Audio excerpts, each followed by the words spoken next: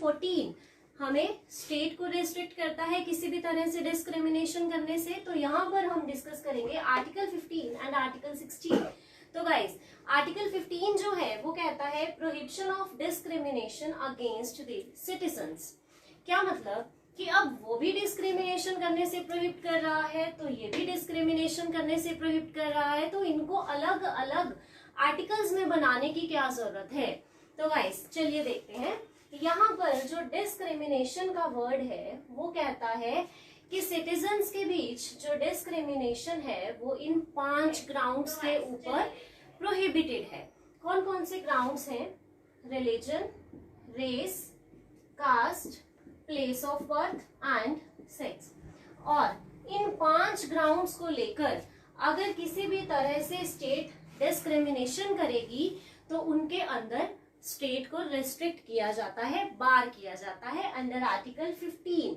तो अब डिफरेंस क्या रहा कि ये 5 ग्राउंड्स को लेकर प्रोहिबिट करेगा और आर्टिकल 15 जो है वो एक वाइडर वर्जन है जो आर्टिकल राइट टू इक्वालिटी की बात करता है। तो आर्टिकल 15 जो है, अब यहाँ पर डिस्क्रिमिनेशन का क्या मतलब है? डिस्क्रिमिनेशन का मीनिंग हमने आर्टिकल 14 में भी समझा था। तो यहाँ पर देखते हैं जो डिस्क्रिमिनेशन का पार्ट है वो एक पॉजिटिव अप्रोच के साथ यूज किया जाता है। पॉजिटिव अप्रोच का क्या मतलब है कि अगर ये हमारा इंडिया है, फॉर एग्जांपल सपोज कीजिए यहाँ पर सिटीजन्स है जो हम हैं, और यहाँ पर वो पर्सन्स हैं जो बैकवर्ड पर्सन्स है या उन्हें इक्वालिटी के ट्रीटमेंट की जरूरत है ताकि हम सारे सिटीजन्स इक्वली हो सकें। तो इन पर्सन्स को हमारे इक्वल लेके आने के लिए कुछ प्रोविजंस की रिक्वायरमेंट रहेगी। Got it? तो इन प्रोविजंस की रिक्वायरमेंट को पूरा करने के लिए यहाँ पर डिस्क्रिमिनेशन को पॉजिटिव अप्रोच के साथ डिस्क्राइब किया गया है। अब क्या है कि इनकी एडवांसमेंट करने के लिए हम ये डिस्क्रिमिनेशंस करते हैं। मोरओवर लॉ की नजर में ये डिस्क्रिमिनेशन नहीं रहता है, ये क्या रहती हैं? स्पेशल प्रिविलेजेस रहती हैं जो हम सिटीजन्स को प्रोवाइड करते हैं for the advancement of the citizens. For example, अब यहाँ पर एग्जाम्पल से समझते हैं। कोई पोस्ट है जो आई है, लाइक आर्मी ऑफिशियल्स की पोस्ट है, उनके अंदर ये जो जेंडर है, ये जो सेक्स का पार्ट है, मेल एंड फीमेल, इनके अंदर हमारा जो आर्मी ऑफिशियल्स की क्वालिफिकेशन है उसके अंदर मेल्स को भी रखा जाता है, फीमेल्स को भी रखा जाता है। लेकिन जो मेल्स की क्वालिफिकेशन है वो डिफरेंट है, फीमेल्स की क्वालिफिकेशन डिफरेंट है। फीमेल्स की क्वालिफिकेशन के लिए उनकी जो हाइट है वो सपोज 5.5 जो है डिस्क्राइब की गई है, बट मेल्स के लिए ऐसा कुछ नहीं है क्वालिफिकेशन में। तो हम अगर बोलेंगे तो ये बोलेंगे कि इस चीज को लेकर आर्टिकल 15 के अंदर हमारे साथ डिस्क्रिमिनेशन की गई है, आर्टिकल 15 को वायलेट किया गया है, तो मुझे रिलीफ चाहिए। Got it? तो अब यहाँ पर आर्टिकल 15 कहता है कि अगर इनके बीच कोई डिस्क्रिमिनेशन होता है एडवांसमेंट को लेकर, तो ये क्या है? डिस्क्रिमिनेशन नहीं है, ये स्पेशल प्रिविलेजेस हैं जो हम इनको प्रोवाइड कर रहे हैं। तो ये डिस्क्रिमिनेशन नहीं है, ये for the benefit of the India, for the benefit of the citizens.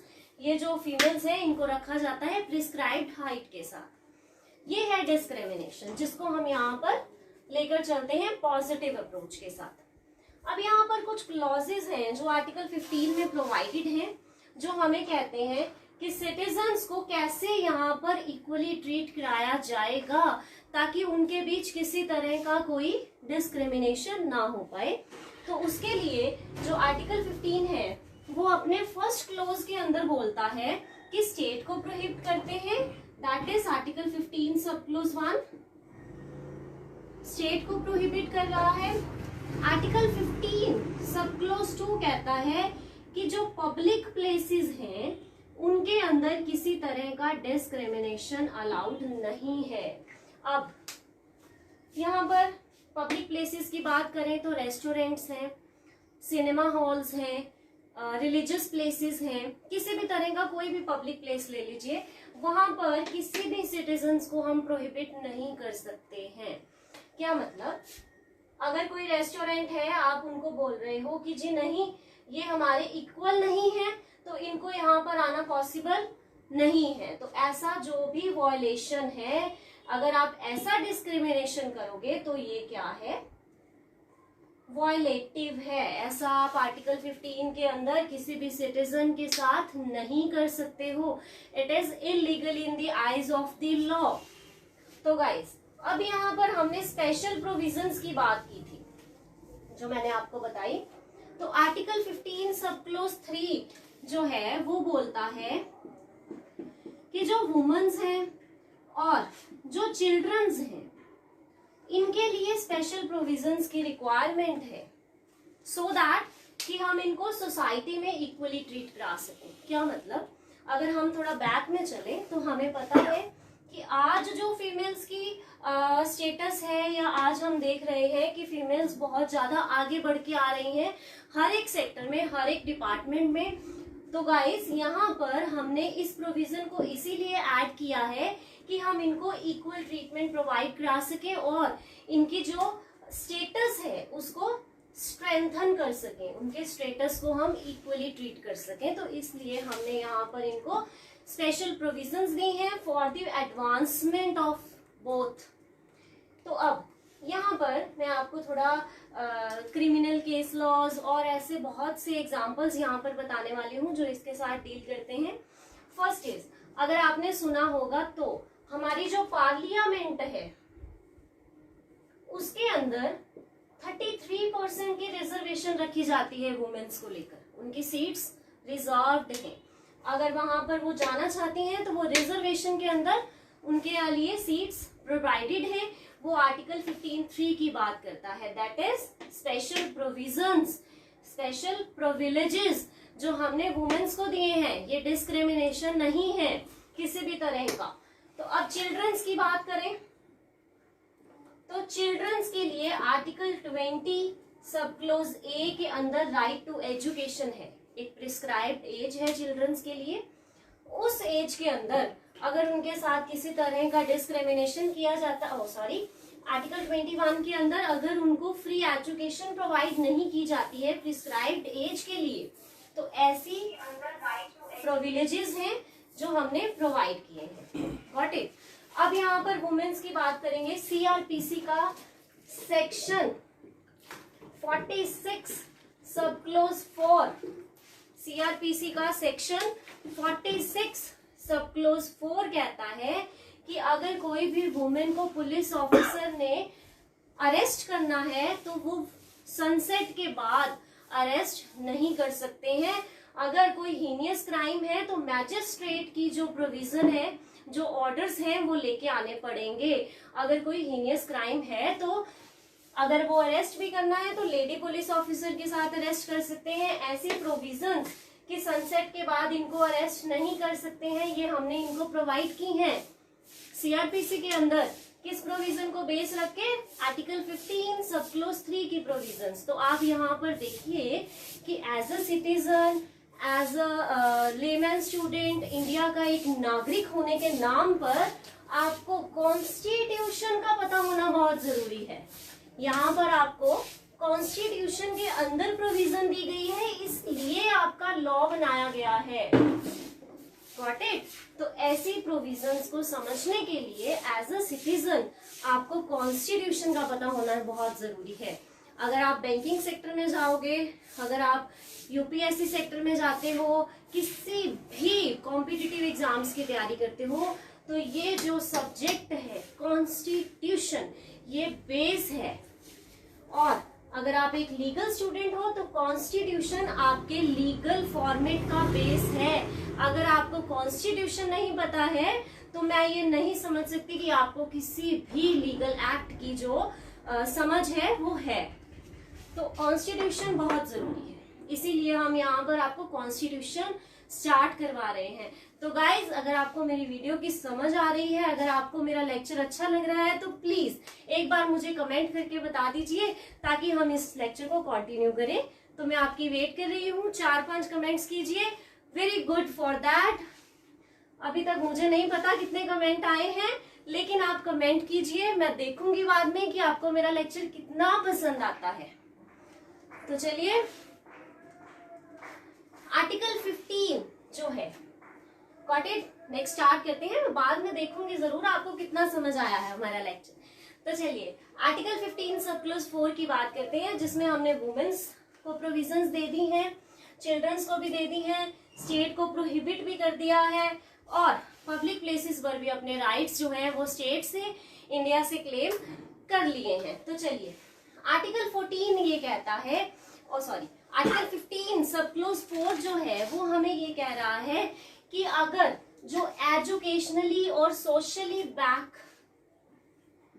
Classes के पीपल्स हैं, जो हमने यहाँ पर आपको डिस्क्रिमिनेशन समझाते हुए बताया था, अगर ऐसे पर्सन्स के लिए एजुकेशन डिपार्टमेंट्स के उनकी रिजर्वेशन की रिक्वायरमेंट रहती है, तो क्या वो रिक्वायरमेंट डिस्क्रिमिनेशन है? आप में से कौन कौन कहता है कि ऐसी रिजर्वेशंस जो हैं वो नहीं होनी चाहिए? ये भी मुझे बता दीजिए। फर्स्ट, फिर मैं आपको प्रोविजन बताती हूँ जिसके अंदर हम डिस्क्रिमिनेशन जो है यहाँ पर इसको नहीं मानते हैं। हमारा ये जो क्लॉज है ये 93rd अमेंडमेंट के अंदर एड ऑन किया गया है कॉन्स्टिट्यूशन के अंदर, जिसमें हमें ये बोला गया है कि ऐसी एजुकेशनल बैकग्राउंड को लेकर कोई भी जो प्रोविजन है वो डिस्क्रिमिनेशन नहीं है, वो रिक्वायर्ड है ताकि हम उन्हें एजुकेशन टर्म्स में भी अपने इक्वल ट्रीट करा सके और उन्हें इक्वल प्लेटफॉर्म पर हम उन्हें लेके आ सके। तो चलिए अब उनके लिए हमने यहाँ पर क्या क्या प्रोविजंस दी हैं आर्टिकल 15 सब क्लोज 4 में। आपने देखा होगा सबसे पहले जो अभी बहुत ज्यादा चीज उछल रही है कि हमारा जो डिस्क्रिमिनेशन है जी, हमें जनरल कैटेगरी के लोग हैं, हमें सीट्स नहीं मिल रही, ये है वो है। तो कॉन्स्टिट्यूशन जो है ये इस चीज को लीगल समझता है, ऐसा कुछ भी इलीगल नहीं है। तो ये क्या क्या कहता है कि first of all reservation provide करें हम सोशली इकोनॉमिकली बैकवर्ड क्लासेस को, ताकि हम उन्हें इक्वल ट्रीट करा सकें। नेक्स्ट, उनकी फी कंसेशंस हैं, उनके लिए हमने स्कॉलरशिप है और ऐसी बहुत सी चीजें हैं जो हम इनको प्रोवाइड करते हैं ताकि ये हमारे साथ इक्वल प्लेटफॉर्म पर आकर मीट कर सके। तो गाइज ये है हमारा आर्टिकल 15 जो हमने अभी समझा। अब इसके अंदर हमने ऐसी बहुत सी नई चीजें समझी हैं जो हम कहते हैं कि ये इलीगल हैं, ये इलीगल हैं, तो हम इन चीजों में प्रोविजंस भी प्रोवाइड करते हैं। जैसे हमने लोकसभा राज्यसभा में देखा प्रोविजंस प्रोवाइडेड है वुमेन्स के लिए, और सेक्शन 46 सब क्लोज 4 सीआरपीसी का भी हमने देखा जो कह रहा है कि प्रोविजन वैलिड है और कॉन्स्टिट्यूशन को बेस रख के ये प्रोविजन बनाई गई है। तो चलिए होप सो आपको आर्टिकल 15 जो है वो पूरा समझ आया होगा। अभी हम स्टार्ट करेंगे आर्टिकल 16। ये भी डिस्क्रिमिनेशन को प्रोहिबिट करता है, लेकिन ये कुछ और टर्म्स में प्रोहिबिट करेगा, इनको भी देखेंगे। फर्स्ट ऑफ ऑल गाइस, अगर आपको लीगल लेक्चर पसंद आ रहा है और अगर आप लॉ स्टूडेंट हैं या फिर लॉ स्टूडेंट नहीं भी हैं, तो भी मुझे लगता है कि अब आपको पता चला होगा कि लॉ समझना कितना जरूरी है आपके लिए। तो आप मेरे YouTube channel MM legal ideology पर आ सकते हैं और हर एक तरह का लीगल सब्जेक्ट आप उस पर अपलोड कर सकते हैं। मोर ओवर इस YouTube चैनल पर अगर आप मुझे किसी वीडियो के नीचे कोई भी कमेंट देंगे किसी भी टॉपिक को लेकर, बट वो लीगल होना चाहिए, तो मैं उस टॉपिक पर आपका जो वीडियो है वो अपलोड करूंगी, लेक्चर अपलोड करूंगी इन अ वेरी सिंपल टर्म्स जैसे हम अभी समझ रहे हैं। तो चलिए होप सो आप जो एक बार जाकर जरूर देखेंगे मेरा लेक्चर। तो चलिए अभी हम बात करेंगे आर्टिकल 16 के लिए। यहाँ पर देखा कि एजुकेशन को लेकर प्रोहिबिट कर रहा है, पब्लिक प्लेसेस को प्रोहिबिट कर रहा है। आर्टिकल 16 प्रोहिबिट करता है हमारी जो एम्प्लॉयमेंट है उस चीज में किसी भी तरह का डिस्क्रिमिनेशन जो है वो बार्ड है। आर्टिकल 16 अभी ये भी कहता है, अब ये जो आर्टिकल 16 है ये आर्टिकल 15 का ही कंटिन्यू पार्ट है।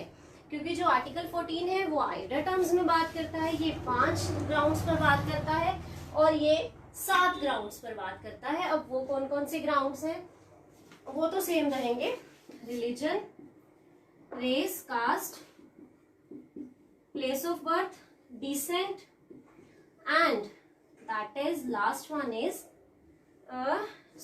रेजिडेंस, नॉट अ रिलीजन, वो हमने ऊपर लिख लिया है। अब इन 7 चीजों को लेकर किसी भी तरह का डिस्क्रिमिनेशन किया जाता है तो वो प्रोहिबिट है in the terms of law. ठीक है जी, अगर ऐसा डिस्क्रिमिनेशन प्रोहिबिटेड है तो वो क्यों किया जाएगा स्टेट के द्वारा। लेकिन जो हमारा आर्टिकल 16 है वो ये कहता है कि रेजिडेंस पार्ट को लेकर, रेजिडेंस मतलब जो हमारे से नीचे के वर्ग के लोग हैं उनको भी यहाँ पर इक्वल ट्रीट कराना है। जो लोग पिछड़े इलाके में रहते हैं उनके लिए रेजिडेंस को देखकर हम सीट्स की रिजर्वेशन यहाँ पर करते हैं फॉर द एम्प्लॉयमेंट सेक्टर। पहले देखते हैं आर्टिकल 16 क्या कहता है in the legal term. Article 16 कहता है कि चाहे कोई भी ऑर्गेनाइजेशन है, वो ऑर्गेनाइजेशन गवर्नमेंट बॉडी है या फिर नॉन गवर्नमेंट बॉडी है, तो उन चीजों में एम्प्लॉयमेंट जो है वो बार्ड है only in the terms of government.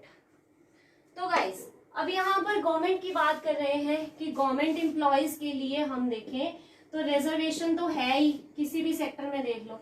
अगर इस तरह की जो भी एम्प्लॉयमेंट को लेकर सीट्स रिजर्व रखी जाती हैं तो वो आर्टिकल 16 जो है उस चीज को लीगल मानता है in the eyes of law, in 7 grounds के ऊपर। अब रेजिडेंस को बेस रखकर अगर किसी पर्सन को एम्प्लॉयमेंट दी जाती है तो वो डिस्क्रिमिनेशन नहीं है, क्योंकि ये भी एक पॉजिटिव अप्रोच है। अब एम्प्लॉयमेंट से आप लोग क्या क्या समझ रहे हो कि किन किन सेक्टर में, क्या वो सिर्फ सीट्स रिजर्वेशन की बात कर रहा है? नहीं, सिर्फ और सिर्फ सीट्स की बात नहीं होती है। यहाँ पर बोला जाता है कि अगर कोई भी एम्प्लॉय है उसको equal pay for equal work, ये जो है ये हमारा डायरेक्टिव प्रिंसिपल में भी प्रोवाइडेड है कॉन्स्टिट्यूशन में, जिसमें ये बोला जाता है equal pay for equal work. अगर कोई भी पर्सन है, किसी भी वर्ग का पर्सन है, किसी भी रिलीजन से है, किसी भी प्लेस ऑफ बर्थ से है, किसी भी डिसेंट से है, किसी भी रेजिडेंट से है, उसके लिए डिस्क्रिमिनेशन हम नहीं कर सकते हैं। अगर वो लोग इक्वल काम कर रहे हैं तो उन्हें इक्वली पे किया जाएगा। किसी भी तरह का जो डिस्क्रिमिनेशन है वो इस चीज को यहाँ पर बार करता है। ये है हमारा आर्टिकल 16 का कंसेप्ट। लेकिन ये कुछ एक्सेप्शंस भी फॉल करता है। अब एक्सेप्शंस की क्या बात है? एक्सेप्शंस में अंडर आर्टिकल 16 सब क्लोज 3 जो है वो आर्टिकल के अंदर जो पार्लियामेंट है, पार्लियामेंट जो है उसे क्या करता है, सिर्फ और सिर्फ ऐसी पावर दे देता है कि रेजिडेंस को बेस रख के आप कोई भी लॉ बनाइए उनको इक्वल ट्रीट कराने के लिए। अब पार्लियामेंट तो यहाँ पर सुप्रीम कर दी गई है, बट सुप्रीम तो करी गई है लेकिन for the advancement of the society है। आप एक चीज बिठा लीजिए, अगर लॉ में डिस्क्रिमिनेशन की बात हो रही है तो अगर वो discrimination under the advancement of society होगी तो वो कभी भी डिस्क्रिमिनेशन लॉ नहीं मानेगा। वो डिस्क्रिमिनेशन नहीं होगी, वो स्पेशल प्रिविलेज होगी जो हम देंगे। अब यहाँ पर पार्लियामेंट है, पार्लियामेंट को पावर दी गई है कि वो रेजिडेंस बेसिस पर जो वो सीट्स है वो रिजर्व कर सकता है। तो आपने ये भी देखा होगा कि कुछ बॉर्डर एरिया की सीट्स हैं जो रिजर्व की जाती हैं, कुछ रेजिडेंस की सीट्स हैं रिजर्व की जाती हैं। तो यहाँ पर border area, for example border area में जो लोग रहते हैं उनकी रेजिडेंस की बात करते हैं और उन्हें हम यहाँ पर प्रोविजन प्रोवाइड करते हैं आर्टिकल 16 सब क्लोज 3 में। तो कॉन्स्टिट्यूशन में सब कुछ प्रोवाइडेड है, सब कुछ हो सकता है अगर आप उसे पढ़ेंगे तो। अदरवाइज हम सिर्फ यही करेंगे कि डिस्क्रिमिनेशन हो रहा है जी, डिस्क्रिमिनेशन हो रहा है, स्टेट हमारे साथ नाजाती कर रही है, ऐसा कुछ नहीं है। कॉन्स्टिट्यूशन पढ़िए, आपको एक एक चीज समझ आएगी स्टेट ऐसा क्यों कर रही है। तो गाइस अब आर्टिकल 16 सब क्लोज 4 कहता है कि जो स्टेट है वो रिजर्वेशन कर सकती है किस चीज के लिए, वीकर सेक्शंस के लिए। वीकर सेक्शंस को एजुकेशनली और प्रोफेशनली ट्रीट कराने के लिए जो है वो हम दे सकते हैं। रिजर्वेशन के बेसिस पर स्पेशल कैटेगरी बनाई जाती है। अब यहाँ पर जो वीकर सेक्शंस हैं आर्टिकल 16 सब क्लोज 4 में जो एससी और एसटी कैटेगरी के लोग हैं उनको भी हम यहाँ पर इंक्लूड करके चलते हैं। उनके लिए जो सीट्स रखी जाती हैं वो लीगल है। एससी और एसटी कैटेगरी यहाँ पर इंक्लूडेड रहते हैं। ये बहुत ही इंपॉर्टेंट क्वेश्चन है। जो लोग बैंकिंग या कॉम्पिटिटिव एग्जाम की तैयारी कर रहे हैं, ये क्वेश्चन बेसिकली पूछा जाता है कि आर्टिकल 16 सब क्लोज 4 के अंदर क्या एससी और एससी कैटेगरी के लोगों को इंक्लूड किया जाता है, एक्सक्लूड किया जाता है, या नन ऑफ दिस। ये क्वेश्चन आपको हर जगह मिलेगा, बहुत जगह मिलेगा। तो यहाँ पर ये जो है इंक्लूडेड है, आप इनको एक्सक्लूड नहीं करते हो यहाँ पर। लेकिन हमने आर्टिकल 15 पढ़ा, क्या हमने वहां पर पढ़ा एससी एसटी कैटेगरी, लेकिन in the legal terms, in the language यहाँ पर मेंशन्ड है in the eyes of law और कॉन्स्टिट्यूशन की बुक में कि जो एससी और एसटी कैटेगरी के लोग हैं वो यहाँ पर इंक्लूडेड रहेंगे। तो गाइस अब मेरे पास दो ऑप्शंस हैं आपको बताने के लिए। अब मुझे आप इस चीज का आंसर बताओगे। आप इतना टाइम हो गया इंडिया में रहते हुए, कब से हम इंडिपेंडेंट हुए हैं, तो आप मुझे बताइए क्या जो सीट्स हैं वो रिजर्व की जाती हैं प्रमोशन में भी? क्या प्रमोशन में भी रिजर्वेशन मिल रही है हमारे पर्सन्स को जो गवर्नमेंट एम्प्लॉइज है? बताइए जल्दी से। तो गाइज ये जो प्रमोशन है इसमें रिजर्वेशन रखी गई है, पहले नहीं हुआ करती थी। पहले क्या किया करता था, Indira Sahni versus union of India का केस लॉ है जिसमें ये डिस्क्राइब्ड है कि अगर कोई भी रिजर्वेशन, पहले क्या होता था, जितनी सीट्स प्रमोशन में रह जाती थी पर ईयर, उनको सब्सिक्वेंट ईयर में एड ऑन कर दिया जाता था। लेकिन इस चीज को ही रेस्ट्रिक्ट करने के लिए केस लॉ आता है, Indira Sahni versus union of India का केस लॉ आता है, और उसमें ये रिजर्वेशन है इसको ओके कर दिया जाता है। और इसमें ये बोला जाता है कि ये रिजर्वेशन प्रमोशन में नहीं रखी जाएगी। फिर एक अमेंडमेंट आती है, अमेंडमेंट होती है कॉन्स्टिट्यूशन में, और उस अमेंडमेंट में बोला जाता है कि ऐसी कोई भी जो प्रमोशन है वो नहीं करी जाएगी, प्रमोशन प्रोविजन में नहीं रखी जाएगी। यहाँ पर इसको इंदिरा साहनी के केस लॉ को ओवर रूल कर दिया जाता है। यहाँ पर जो प्रमोशन है उसको नहीं रखा गया था, जो सब्स्टिक्वेंट एड ऑन हो रही थी उनको यहाँ पर कैंसिल कर दिया गया था। लेकिन यहाँ पर अमेंडमेंट होने के बाद हमारा कॉन्स्टिट्यूशन कहता है कि जो प्रमोशन है उसमें भी लोगों को रिजर्वेशन मिलेगी, लेकिन सब्स्टिक्वेंट नहीं मिलेगी, लेकिन जो 50% की प्रोविजंस है वो रखी जाएंगी। Got it? ये रिजर्वेशन हमें प्रमोशन में भी मिलती है। ये था हमारा आर्टिकल 15, ये था हमारा आर्टिकल 16। तो गाइस अब सिर्फ एक प्रोविजन रह गई है जिसमें ये बोला जाता है, आर्टिकल 15 सब क्लोज 5 होता है कि वो कोई भी पर्सन है, आर्टिकल 16 सब क्लोज 5 बोलता है कि क्या ऑफिस जो है, अगर कोई ऑफिस रिलीजियस प्लेसेस पर इंक्लूडेड है, क्या मतलब कि अगर कोई ऑफिस आपका है जो रिलीजियस से डिपेंड करता है, एक टेम्पल है उसमें आपका एक ऑफिस बना हुआ है, क्या उसके अंदर भी रिजर्वेशन रखी जा सकती है? तो गवर्नमेंट कहती है कि उसके अंदर जो रिजर्वेशन है आपको उसी रिलीजन का आप पर्सन ले सकते हो, वो रिजर्वेशन सिर्फ और सिर्फ उसी रिलीजन से, अगर आप टेंपल में हो तो टेंपल का पर्सन ही उसको कंटिन्यू करेगा, अगर आप मस्जिद में हो तो मस्जिद का पर्सन ही उसे कंटिन्यू करेगा। ये एक एक्सेप्शन है जिसके अंदर वो क्या कहता है कि कोई भी ऐसे रिजर्वेशन प्रोवाइडेड सिर्फ और सिर्फ इन 5 चीजों को है। ये एक डिस्क्रिमिनेशन की एक्सेप्शन है जो आर्टिकल 15 में, आर्टिकल 16 सब क्लोज 5 में प्रोवाइडेड है। होप सो गाइज आपको आर्टिकल 15 और आर्टिकल 16 दोनों समझ आए होंगे, और अगर आपको समझ आए होंगे तो कल हम इसी टाइम पर फिर से मिलेंगे एक नए टॉपिक के साथ। तो चलिए, hope so you all are fine. Okay guys, bye, see you tomorrow.